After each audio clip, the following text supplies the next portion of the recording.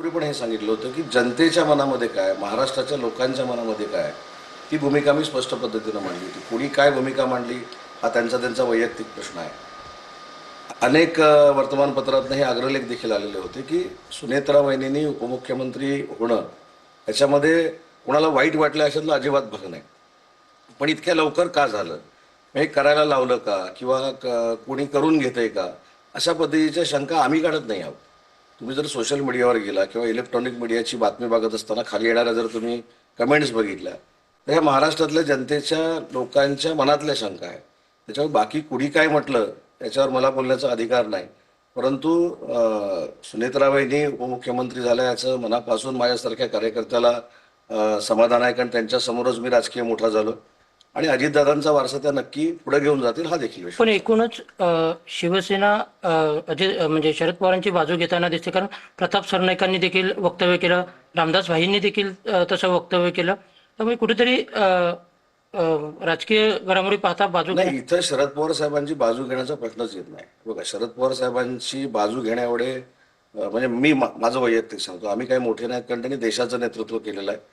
त्यांचा त्यांचा पक्ष हा वेगळा पक्ष आहे आणि अजितदादांचा पक्ष हा वेगळा पक्ष आहे. त्याच्यामुळे मुद्दा असा राहतो की जनतेच्या मनातलं जे काय ते लोकप्रतिनिधींनी मांडलं पाहिजे. आज जनतेच्या मनामध्ये ही मात्र कुठेतरी संभ्रमावस्था आहे की एकीकडे समाधान नक्कीच आहे की सुनेत्राबाईंनी उपमुख्यमंत्री झाल्या किंवा अजितदादांचा वारसा त्या पुढे चालवतील, पण इतक्या लवकर का झालं, आणि मग ते का झालं ही शंका येताना कुणी हे करून घेतलं का, याच्या मागं कुणी आहे का, हा उदय सामंतचा प्रश्न नाही आहे किंवा प्रताप सरनाईकांचा प्रश्न नाही, हा महाराष्ट्रातल्या जनतेच्या मनातला प्रश्न. दुसरीकडे राज्यसभा निवडणुकीत महाविकास आघाडीला फटका बसणार असं दिसते, कारण शरद पवारांसह 7 खासदार 2 एप्रिल रोजी निवृत्त होते. त्याने आमदार बलाबलानुसार 3 जागा त्यांच्या कमी होतील आणि भाजपच्या जागा मात्र वाढताना दिसतील. नाही, ही प्रोसिजर आहे. ज्यांचे खासदार वाढलेले असतात, ज्यांचे सत्तेमध्ये आमदार असतात जास्त, त्यांचा राज्यसभेचा सदस्य होतो. आणि तुम्ही जर पूर्ण देशामध्ये बघितलं तर अनेक राज्यांमध्ये भारतीय जनता पार्टीचे आमदार हे अनेक पटीनं वाढलेले असल्यामुळं नक्कीच हा फटका महाविकास आघाडीला म्हणजे एनडीए आघाडीला बसणार आहे. तर या अनुषंगाने शरद पवारांनी पुन्हा त्याची तरी टर्म संपत असतील पण पुन्हा निवडणुकीमध्ये किंवा राज्यसभेत जावं अशी इच्छा महाविकास आघाडीने व्यक्त केलेली पाहायला मिळते. कसं बघताय? आम्ही त्यांना निवडून आणू.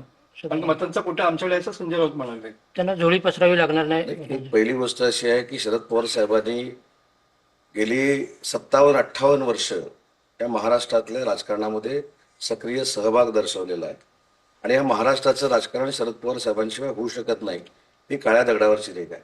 परंतु त्यांनी राज्यसभेमध्ये यायचं न यायचं ह्याला सल्ला देणारे ज्यांनी सल्ला दिलाय ते तरी मोठे आहेत का किंवा मी मोठा आहे का, त्याच्यामुळे हा पवार साहेबांचा वैयक्तिक प्रश्न आहे, त्यांच्या पक्षाचा प्रश्न आहे. आपण किती मोठ्या लोकांना सल्ले देतो याचं भान काही लोकांना असलं पाहिजे.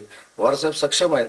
पवारसाहेबांनी देशाचं नेतृत्व केलेलं आहे. पंतप्रधान होता होता पवारसाहेब राहिलेले आहे. अशा व्यक्तीला आपण काय करावं हे सांगणं एवढं तर मी नक्की, बाकी कोणी मोठं असू शकतं पण मी तर नक्की मोठा नाही. तर मुंबई महापालिकेचा भास्कर जाधव आणि रामदास कदम यांच्यातले वाद पुन्हा एकदा चव्हाट्यावरती आलेले पाहायला मिळेल. खूप खालच्या पद्धतीची टीका दोन्हीकडून झाली.